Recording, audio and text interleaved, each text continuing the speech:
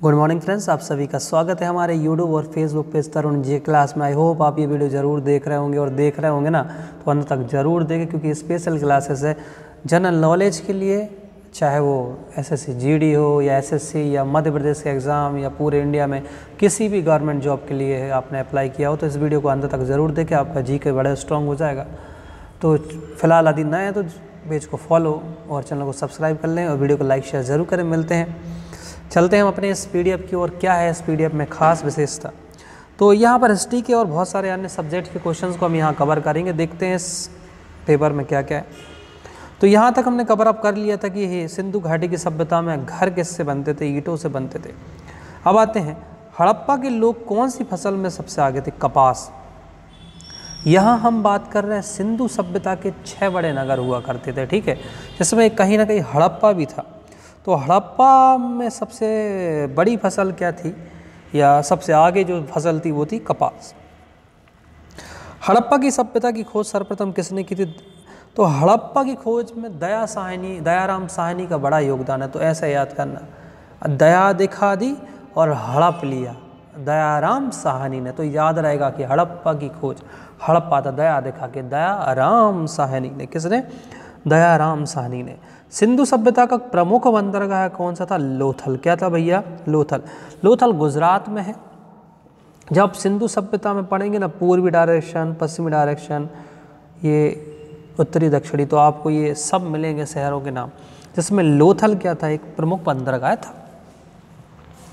सिंधु की घाटी सभ्यता का स्थल कालीबंगा किस प्रदेश में है? तो कालीबंगा राजस्थान में है। कहाँ पर है? राजस्थान में। तो ऐसे याद करना, लोथल तो गुजरात में, लेकिन कालीबंगन वो है कहाँ पर? राजस्थान में। कालीबंगन कहाँ पर? राजस्थान में। हड़प्पा की सभ्यता की खोज किस वर्ष हुई? 1921 में ही हड़प्पा की खोज करी थी दयाराम साहनी ने। किसने करा था? दयाराम साहनी ने खोज करी हुई थी। हड़प्पा के लोगों की सामाजिक पद्धति कैसी थी? उचित समतावादी थी। उस टाइम पे उचित समतावादी जो पद्धति अपनाते थे हड़प्पा के लोग। नखलिस्तान सिंधु सभ्यता के किस स्थल को कहा गया? मोहनजोदड़ो को कहा जाया नखलिस्तान। खालिस्तान सुनते हो ना, ऐसे बस याद रखना, नखलिस्तान मोहनजोदड़ो में। ये भी एक सिंधु सभ्यता का एक बड़ा शहर है। हड़प्पा की सभ्यता के हल से खेत जोतने के साक्ष्य कहाँ मिले हैं? कालीबंगन। देखो, ईंट भी कालीबंगन से मिला है और हल भी कहाँ से मिले हैं? कालीबंगन से ही मिले हल। सैंधव सभ्यता की ईंटों का अलंकरण किस स्थान से प्राप्त होता है? कालीबंगन। देखो आ गई ना ईंट। देखो वैसे भी ईंट क्या है, ऐसे याद कर लो, काली रंग की होती है, वैसे होती रेड है लेकिन आप काली याद कर लो। तो ईंट कहाँ से मिली? कालीबंगन से मिली। और अपना हल भी कहाँ से मिला? कालीबंगन से मिला। इतना भी आपको याद रखना है। अच्छा, जो सैंधव सभ्यता के लोग थे सिंधु के, मिठास के लिए शहद का प्रयोग करते थे। किसका प्रयोग करते थे? शहद का प्रयोग करते थे मिठास के लिए। ये भी आपको याद रखना। किसका प्रयोग करते थे भैया? शहद का प्रयोग करते थे मिठास के लिए। सिंधु सभ्यता में एक बड़ा स्नानागार कहाँ से मिला? मोहनजोदड़ो से मिला है। एक बड़ा स्नानागार कहाँ से मिला है? मोहनजोदड़ो से मिला है। सिंधु सभ्यता की मुद्रा पर किस देवता का चित्र अंकित था? आदिशिव। आदिशिव एक्चुअली वो क्या है? आदिशिव। तो आदिशिव या आदिशिव बात है कि सिंधु सभ्यता की मुद्रा, मतलब कुल मिला के इससे ये पता चलता है कि सिंधु सभ्यता के लोग भगवान शिव की पूजा करते थे। किसकी पूजा करते थे? भगवान शिव की। वैसे शिव तो सत्य है और सत्य ही सुंदर है। मोहनजोदड़ो को एक अन्य किस नाम से जाना जाता है? मतलब मृतकों का टीला बोला जाता है। किस क्या बोला जाता है? मृतकों का टीला बोला जाता है। और सिंधु सभ्यता मात्र सत्तात्मक थी। उसमें क्या थी? जो माता था मात्र प्रधान था। देखो आज हम आर्य हैं क्योंकि आर्य ही खैबर दर्रे से भारत में एंटर हुए। जब भी पूछे ना आर्य किस दर्रे से आए, खैबर दर्रे से आए। और खैबर दर्रा फिलहाल कहाँ पर है? पाकिस्तान में। तो आर्य की सभ्यता थी पितृ सत्तात्मक, इसलिए आज जो है ना हमारे घर में पिता दादा की ज़्यादा चलती है। पर जो सिंधु सभ्यता थी वो मात्र सत्तात्मक थी, उसमें माँ की ज़्यादा चला हुआ करती थी। तो ये ऐसा था।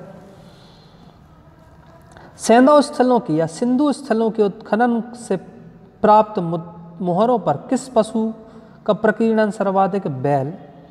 मतलब कुल मिला के उस पर बैल का चित्र बना हुआ है सिंधु सभ्यता के स्थलों में। सिंधु सभ्यता की का कौन सा स्थान भारत में स्थित है? लोथल। सिंधु सभ्यता का फिलहाल लोथल ही क्या है? भारत में स्थित है। भारत में खोजा गया सबसे पहला पुराना शहर कौन सा था? हड़प्पा। हड़प्पा की खोज पता ही 1921 में दयाराम साहनी ने करी और खोजा गया क्या था? पहला शहर था। भारत में चांदी की उपलब्धता के साक्ष्य कहाँ मिले थे? हड़प्पा संस्कृति में ही चांदी के उपलब्ध साक्ष्य मिले थे। मांडा किस नदी पर स्थित था?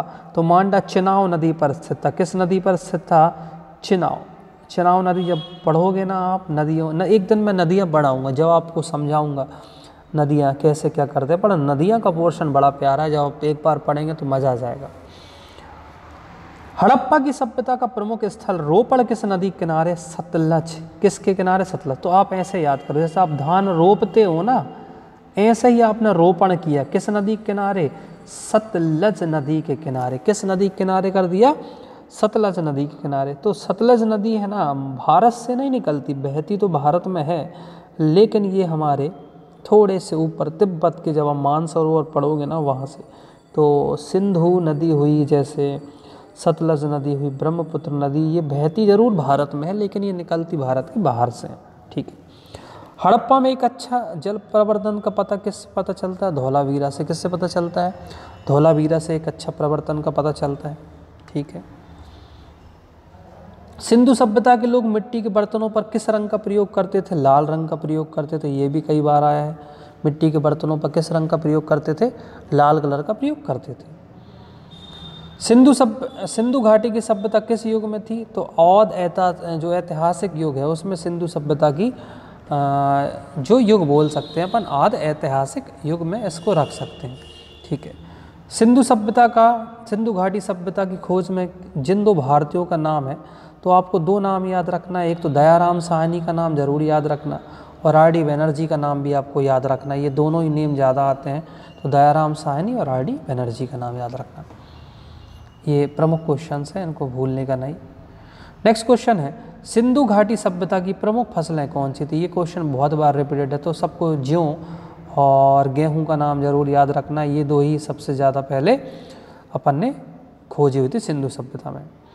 हड़प्पा समकालीन सभ्यता रंगपुर कहाँ है? तो सौराष्ट्र। सौराष्ट्र मतलब कहलाता है गुजरात। ठीक है। जैसा महाराष्ट्र है मुंबई, ऐसे सौराष्ट्र क्या गुजरात। गुजरात को ही पहले सौराष्ट्र बोलते थे। तो जो रंगपुर कहाँ पर है? वो सौराष्ट्र में है। कहाँ पर है भैया? सौराष्ट्र में है रंगपुर। हड़प्पा और मोहनजोदड़ो की खुदाई किसने कराई थी? सन जॉन मार्शल ने कराई थी। हड़प्पा और मोहनजोदड़ो की खुदाई सर जॉन मार्शल ने कराई हुई थी। और सिंधु सभ्यता के लोग सबसे अधिक किस देवता में विश्वास रखते थे? देखो आ गया ना, मातृशक्ति, क्योंकि ये मातृ सत्तात्मक ही है।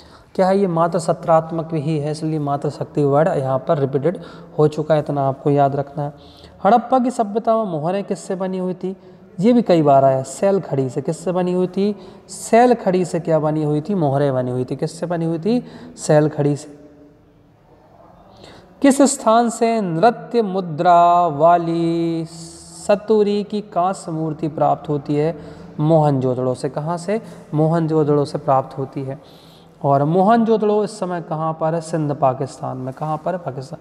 क्योंकि पहले जो Pakistan also part of India, तो उस समय तो ये भारत में था, लेकिन जब डिवाइडेशन हो गया उसके बाद ये मोहनजोदड़ो कहाँ पहुँच गया? सिंध में और पाकिस्तान में। जो सिंध कहाँ पर है? पाकिस्तान में। हड़प्पा वासियों ने सर्वप्रथम किस धातु का प्रयोग किया? तांबा। देखो आपको पता ही होगा, ताम्र युग ही है, ताम्र पाषाण युग सुना होगा, क्योंकि सबसे पहले खोजी हुई धातु ही क्या थी? तांबा। तो हड़प्पा वासी ने सबसे पहले तांबा खोजा था, इतना आपको याद रखना है। स्वतंत्रता के बाद भारत में हड़प्पा के युग के स्थानों की खोज सर्वाधिक कहाँ हुई? गुजरात में हुई। तो हड़प्पा के जो युग मिले हैं वो ज़्यादातर गुजरात में मिले हैं। और हड़प्पा के निवासी किस धातु से परिचित नहीं थे? लोहे से नहीं थे। देखो तांबे से तो थे, लोहे से नहीं थे। कई बार पूछा जाता है पेपर में, सबसे पहले खोजी हुई धातु लोहा या तांबा, आप हमेशा क्या लगाओगे? तांबा लगाओगे। हड़प्पा की सभ्यता किस युग की सभ्यता में आती है? ताम्र युग। इसको बोल ही जाता है ताम्र युग। कौन सा युग बोलते हैं? ताम्र युग बोलते हैं। हड़प्पा का प्रमुख नगर कालीबंगन किस राज्य में है? कालीबंगन राजस्थान में। अपन ने थोड़ी देर पहले ही पढ़ा, क्योंकि कालीबंगन से जैसे हमने पढ़ लिया है कि काली ईंट है, ठीक है, राजस्थान में है। और जैसे हमने पढ़ा ना, हल कहाँ से मिला था? वो भी कालीबंगन से ही मिला था। हड़प्पा के निवासी किस खेल में रुचि करते? शतरंज। अब ये कितना अच्छा क्वेश्चन। अब शतरंज जो है वो पहले से ही हड़प्पा के जो निवासी उस खेल में बाकायदा क्या रखा हुआ करते थे? रुचि रखा हुआ करते थे। और हड़प्पा के किस नगर को सिंध का बाग कहा जाता है? मोहनजोदड़ो को। मोहनजोदड़ो को क्या बोलते हैं? सिंध का बाग, सिंध का बाग। मोहनजोदड़ो का शाब्दिक अर्थ क्या है? मृतकों का टीला। क्या है? मृतकों का टीला।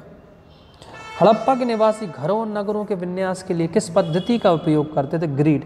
ये कई बार रिपीटेड क्वेश्चन। कौन सी पद्धति का यूज कर? जो घर का डिजाइन होते हैं वो किस पद्धति में था?